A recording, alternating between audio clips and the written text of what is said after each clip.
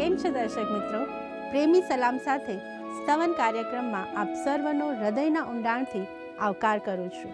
આપ સર્વ અત્યાર સુધી દરરોજ અમારી સાથે સ્તવન બાઇબલ અભ્યાસમાં જોડાયેલા રહ્યા છો તે બદલ ખૂબ જ આભાર.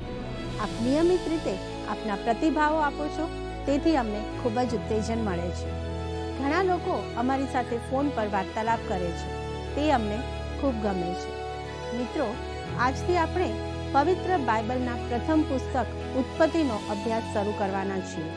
તેમાં આપણે ઉત્પત્તિના પુસ્તકનો પરિચય અને તેમાં આપવામાં આવેલી વંશાવળી વિશે જોઈશું. આ આખા પુસ્તકમાં વિશ્વનું સર્જન અને ઈશ્વર પરના વિશ્વાસની વાત પણ કરવામાં આવી છે. તો ચાલો આજનો અભ્યાસ શરૂ કરીએ.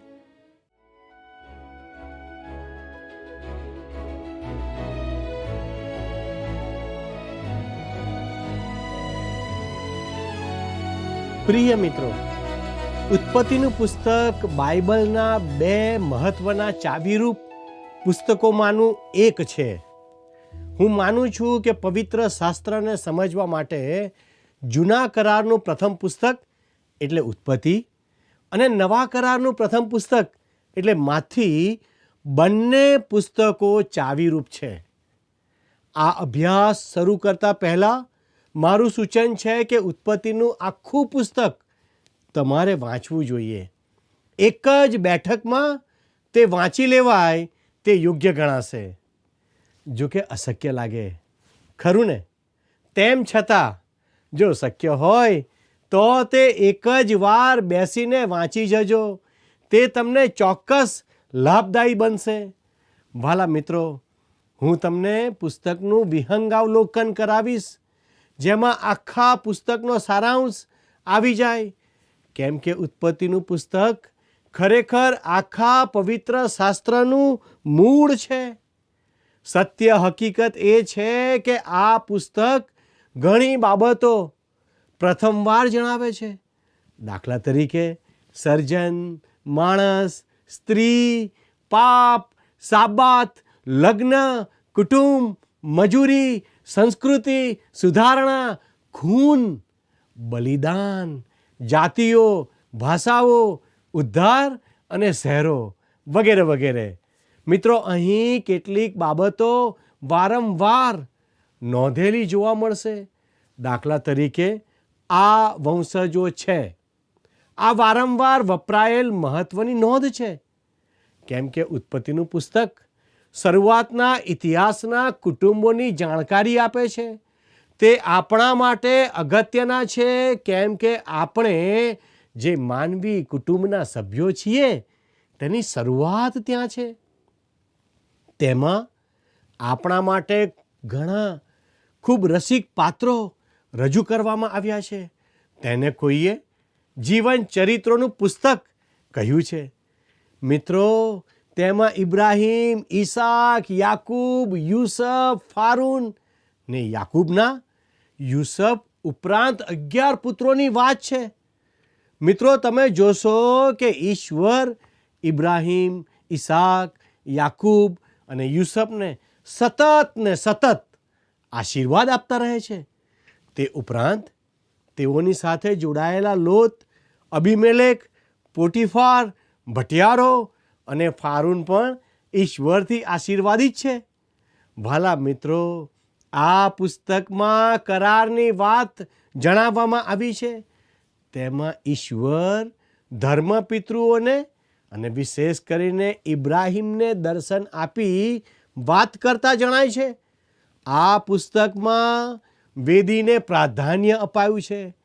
કુટુંબોમાં અદેખાઈ ઈર્ષા જોવા મળે છે. મિસરની વાત જે અહીં મળે છે તેવી બીજે ક્યાંય નથી એવું લાગે છે. પાપ પર ઈશ્વરના ન્યાયની વાત અને ઈશ્વરના પોષણ પુરવઠાની હકીકતો તેમાં જણાવાય છે. વ્હાલા મિત્રો, આ અભ્યાસ કરતાં આપણે એ ધ્યાનમાં રાખવાનું છે જે વિશે એક લેખકે વર્ષો પહેલાં એક નિબંધમાં લખ્યું હતું. આખા એટલે પૂરેપૂરાની કલ્પના કરો, પછી ભાગો એટલે ટુકડા સાથે કાર્ય કરો. બીજા શબ્દોમાં આ પુસ્તકનું આખું ચિત્ર પામો, પછી વિચારો. વાલા મિત્રો, બાઇબલ અભ્યાસની 2 રીતો છે. એક દૂરબીન વડે અને બીજી સૂક્ષ્મ દર્શક યંત્ર વડે. પહેલાં તમારે દૂરનું દ્રશ્ય પામવું પડે, પછી સૂક્ષ્મ યંત્રથી તપાસવું પડે. ભૂતકાળના એક મહાન ઉપદેશકે જે લખ્યું છે તે હું આજના ઈશ્વરના લોકોના મન અને હૃદયમાં લખવા માગું છું. આપણે પુસ્તકોના યુગમાં જીવીએ છીએ. તેઓ છાપખાનામાંથી આપણે માટે વધારે ને વધારે લખાણ વહેવડાવે છે અને આપણે હંમેશા હસ્તલેખો, પાઠ્યપુસ્તકો, લેખો, મનન પુસ્તકો, ટીકાત્મક પુસ્તકો, બાઇબલ વિશેના પુસ્તકો અને શુભ સંદેશ વિશેના પુસ્તકો આતુરતાથી ઉતારી દઈએ છીએ. પણ શુભ સંદેશ પર ધ્યાન આપવામાં કેટલો સમય અને શક્તિ આપીએ છીએ? આપણે સતત આ કલ્પના અથવા પરીક્ષણમાં પડીએ છીએ કે આપણે સત્યની કોઈ આધુનિક હકીકત વાંચીને વધુ ઝડપથી સારું પ્રાપ્ત કરીશું. હકીકત આપણને બીજાની સરખામણીમાં યોગ્ય લાગે છે, કેમ કે તે આપણને એવા આકાર અને આધાર પણ રજૂ કરાયું હોય છે જે સાથે આપણું શિક્ષણ પરિચિત છે. પણ જે સારી બાબત આપણને પ્રાપ્ત થાય છે તે આપણામાં ખૂબ ઊંડાઈથી પ્રવેશતી નથી અને તે આપણી અંદર રહેનાર સંપત્તિ બનતી નથી. જો આપણે ખૂબ સરળ રીતે એ સમજીએ તો સારું કે જીત્યા વગર પ્રાપ્ત કરેલી સંપત્તિનું કોઈ મૂલ્ય નથી. કુદરતના મહાન સત્યો આપણે સમજી શકીએ તેવા સરળ રૂપમાં આપણને આપવામાં આવતા નથી. કૃપાનો ખજાનો સર્વ આવડત અને શક્તિથી શોધવો જોઈએ, જે સારા મોતી શોધનાર માણસના ગુણો છે. વહાલા દર્શકો, હું માનું છું કે આપણા હૃદય સાથે કોઈ પુસ્તક ન બોલી શકે તે રીતે પવિત્ર શાસ્ત્ર બાઇબલ પોતે બોલે છે. મિત્રો, આવો ઉત્પત્તિના પુસ્તકના મુખ્ય વિભાગો જોવાનો પ્રયત્ન કરીએ. જો ઉત્પત્તિના પુસ્તકના 2 ભાગ કરવા હોય તો તમે તેને ક્યાંથી વિભાજન કરશો? ધ્યાનમાં લો મિત્ર કે પ્રથમ 11 અધ્યાય એક આખો ભાગ છે અને 12મા અધ્યાયથી માંડીને બાકીના અધ્યાય સુધી એક બિલકુલ જુદો વિભાગ જોવા મળે છે. આ બંને ભાગ ઘણી રીતે જુદા પડે છે. પ્રથમ વિભાગ ઉત્પત્તિથી ઇબ્રાહિમ સુધી વિસ્તરે છે. બીજો વિભાગ ઇબ્રાહિમથી યુસુફ સુધીનો છે. પ્રથમ વિભાગમાં મુખ્ય બાબતો છે જે વિષય આજે પણ હજી વિચારવંત માણસોના મનમાં ચાલ્યા કરે છે, એટલે સર્જન, પતન, જળ પ્રલય, બાબિલનો બુરજ વગેરે વગેરે. બીજા વિભાગમાં ચરિત્રોની વાત છે. ઇબ્રાહિમ વિશ્વાસનો પિતા, ઈસાક તેનો વહાલો પુત્ર, યાકૂબ પસંદ કરેલો અને શુદ્ધ કરાયેલો, તથા યુસુફ તેના દુઃખો અને મહિમા. જો કે તે મુખ્ય વિભાગ છે, તેમ છતાં અન્ય એક વધુ મહત્વનો વિભાગ છે. તે સમયની વાત કરે છે. પ્રથમ 11 અધ્યાયો ઓછામાં ઓછા 2000 કરતાં વધારે વર્ષનો સમયગાળો આવરી લે છે. હું માનું છું કે ઉત્પત્તિ તો આ પ્રથમ વિભાગ તમારી ખાસ વિચારધારામાં તમારે બંધ બેસાડવાની જરૂર લાગે તે ભૂતકાળના કોઈ પણ સમયને આવરી શકે છે અને તેમ છતાં પણ તમારે માટે તે અધૂરો હશે. આપણે એટલું તો જાણીએ છીએ કે આ પુસ્તકના પ્રથમ 11 અધ્યાયમાં ઓછામાં ઓછા 2000 વર્ષનો ગાળો સમાયેલો છે. પણ પછીના 39 અધ્યાયોનો બીજો વિભાગ ફક્ત 350 વર્ષોનો જ ગાળો છે. હકીકતમાં ઉત્પત્તિ 12મા અધ્યાયની શરૂઆતમાં આખા જૂના કરાર તથા નવા કરારમાં ફક્ત કુલ 2000 વર્ષનો સમય આવરી લેવાયો છે. તેથી ભલા મિત્રો, સમયને લાગે વળગે છે ત્યાં સુધી તમે ઉત્પત્તિના 11 અધ્યાય સુધીમાં આખા બાઇબલનો અડધો ભાગ પૂરો કરી દો છો.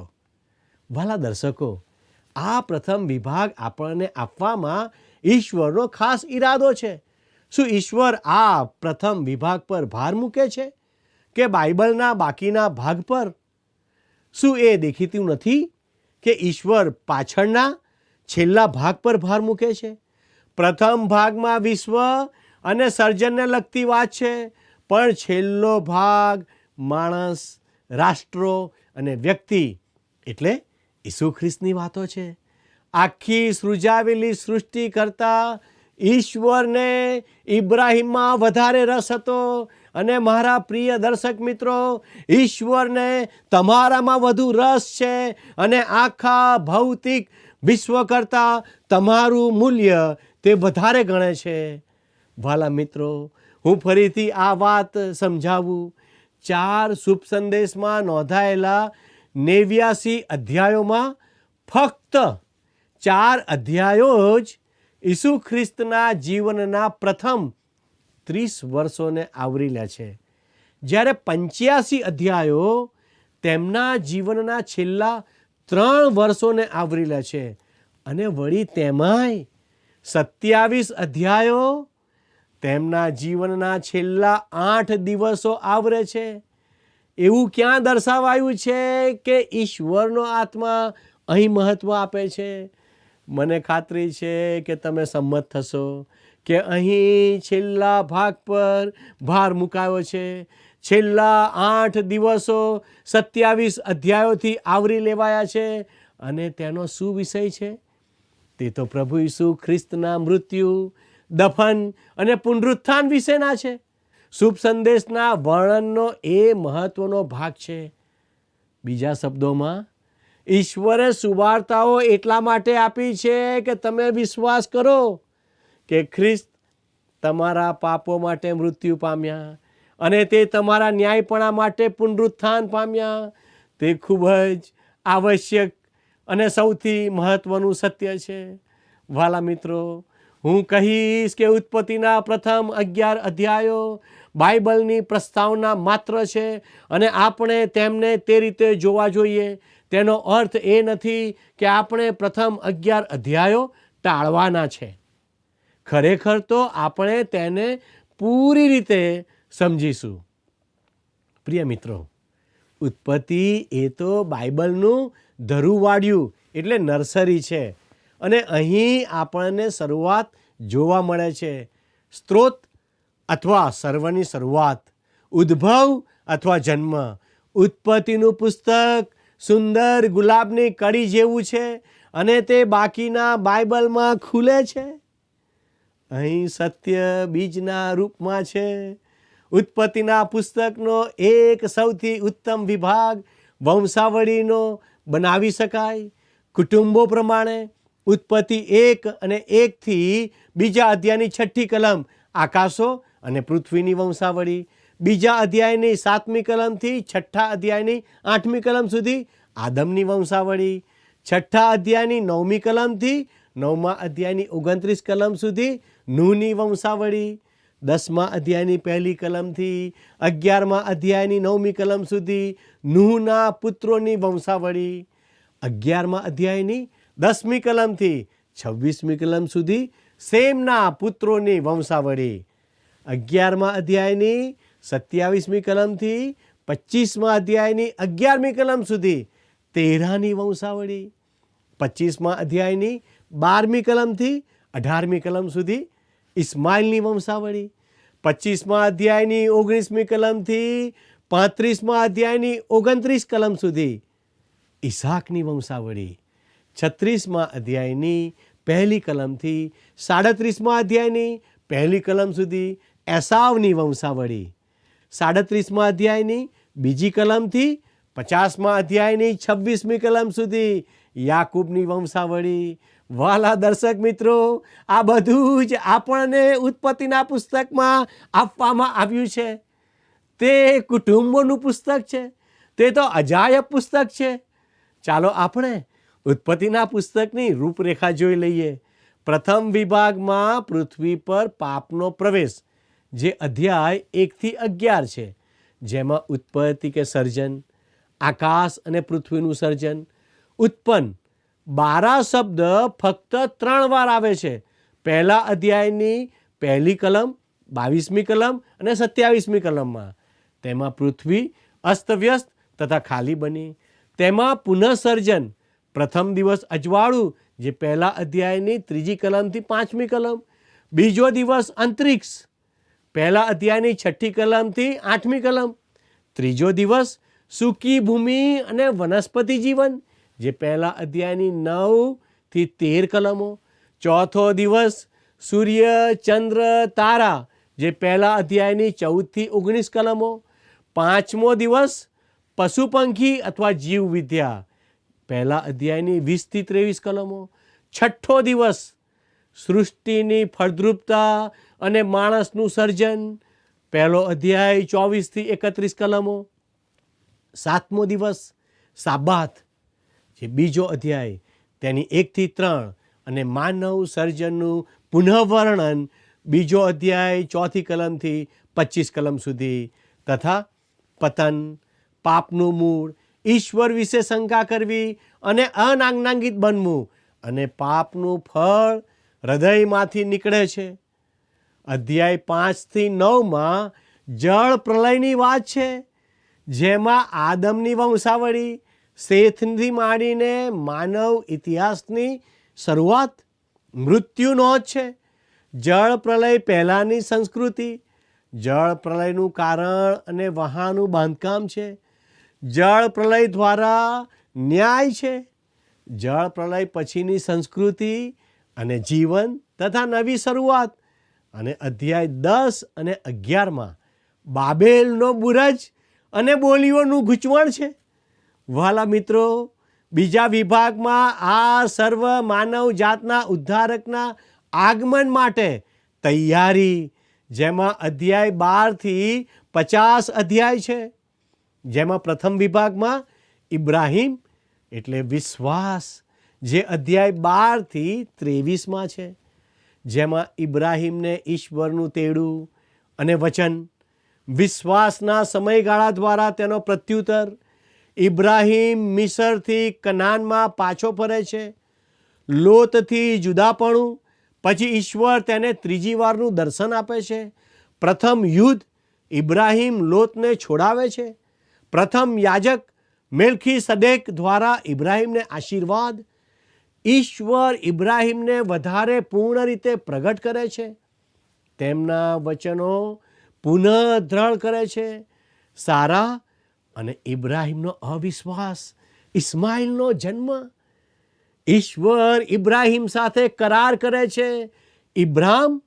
ઇબ્રાહિમ બને છે. ઈશ્વર ઇબ્રાહિમને પુત્ર સંબંધી વચનની ખાતરી આપે છે. ઈશ્વર ઇબ્રાહિમને આવનાર સદોમના વિનાશ વિશે પ્રગટ કરે છે. ઇબ્રાહિમ સદોમના રહેવાસીઓ માટે મધ્યસ્થી કરે છે. દૂતો લોતને ચેતવે છે. લોત સદોમ છોડે છે. ઈશ્વર મેદાનના શહેરોનો નાશ કરે છે. ઇબ્રાહિમ પોતાના સારા સાથેના સંબંધ વિશે ગેરારમાં પુનઃ પાપ કરે છે. ઈસાકનો જન્મ, હાગાર અને ઇસ્માઇલને કાઢી મુકાયા. બેરશેબામાં ઇબ્રાહિમ. ઈશ્વર ઇબ્રાહિમને ઈસાકનું અર્પણ કરવા હુકમ કરે છે. તે પછી તેમ કરતાં તેને રોકે છે. ઇબ્રાહિમ સાથે કરાર તાજો કરે છે. સારાનું મૃત્યુ. ઇબ્રાહિમ દફનવિધિની જગા માટે માકપેલાહની ગુફા ખરીદે છે. 12થી 50 અધ્યાયમાં બીજો વિભાગ છે, જેમાં ઈસાક છે, વહાલો પુત્ર, જે વિશે અધ્યાય 24થી 26 છે, જેમાં કન્યાની પસંદગીની ખ્રિસ્ત અને મંડળી સાથે સરખામણી બતાવે છે.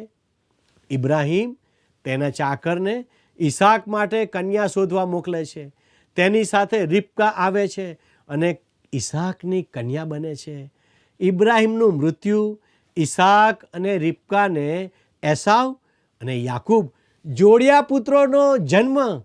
એસાવ યાકૂબને પોતાનું જ્યેષ્ઠપણું વેચી દે છે. ઈશ્વર ઈસાક સાથેના કરારને દ્રઢ કરે છે. ઈસાક રિબકા સાથેના સગપણની ખોટી રજૂઆત કરે છે. ઈસાક ગેરારમાં કૂવો ખોદે છે. હવે મિત્ર, 12 થી 50 અધ્યાયમાં ત્રીજા વિભાગમાં યાકૂબ છે, જે વિશે અધ્યાય 27 થી 36 નોંધ કરે છે. જેના પર યહોવા પ્રેમ કરે છે તેને તે શિક્ષા કરે છે. યાકૂબ અને રિબકા એસાવ માટે નિર્ધારિત આશીર્વાદ પામવા છેતરપિંડી કરે છે. યાકૂબ ઘર છોડે છે. બેથેલમાં ઈશ્વરનું દર્શન પામે છે. ઇબ્રાહિમ સાથે કરેલો કરાર તાજો કરાય છે. યાકૂબ હારાનમાં રાહેલ અને મામા લાબાનની મુલાકાત. રાહેલ માટે ચાકરી.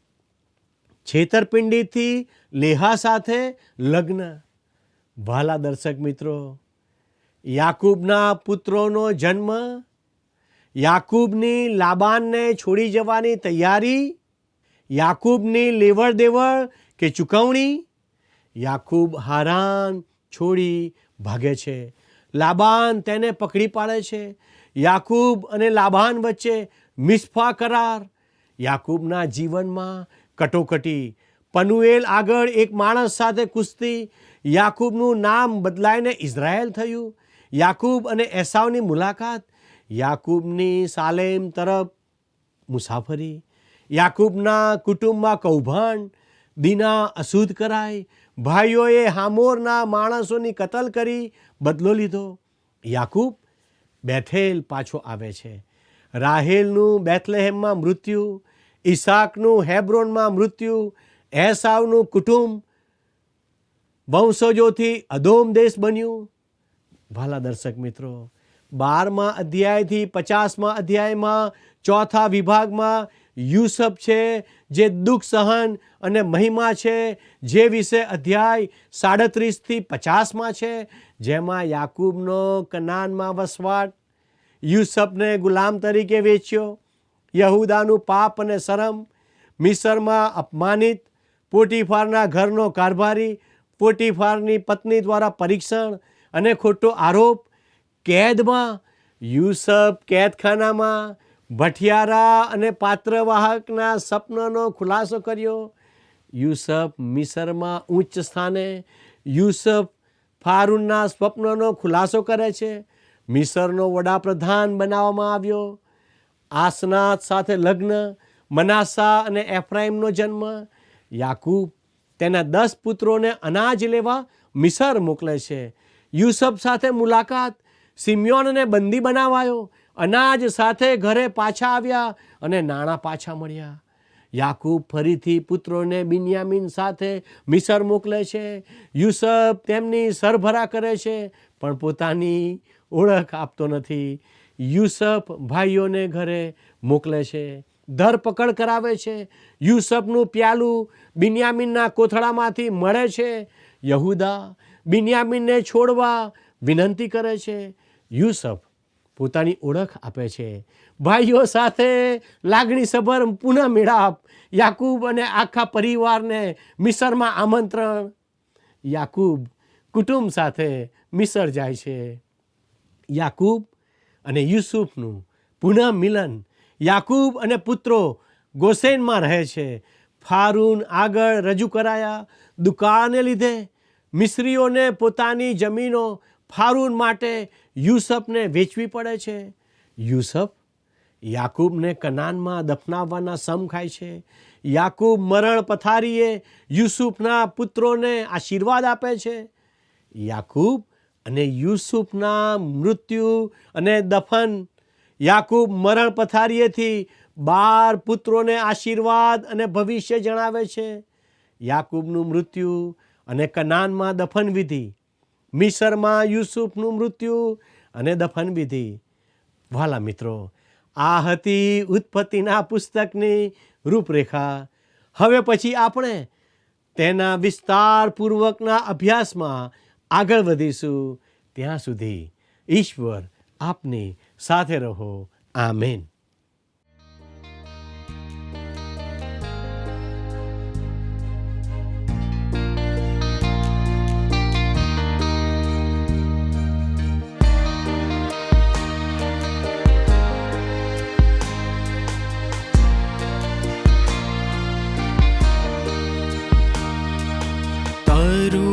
વચન મારા માર્ગને સારું છે અજવાળું. તારું વચન મારા આત્માને સારું બળ દેનારું. તારા વચનના સર્વ ખુલાસા આજે તું પ્રગટા.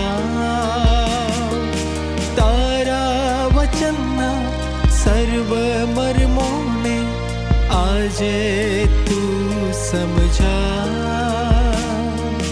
તારું વચન બતાવ. તારું વચન મારા માર્ગને સારું છે અજવાળું.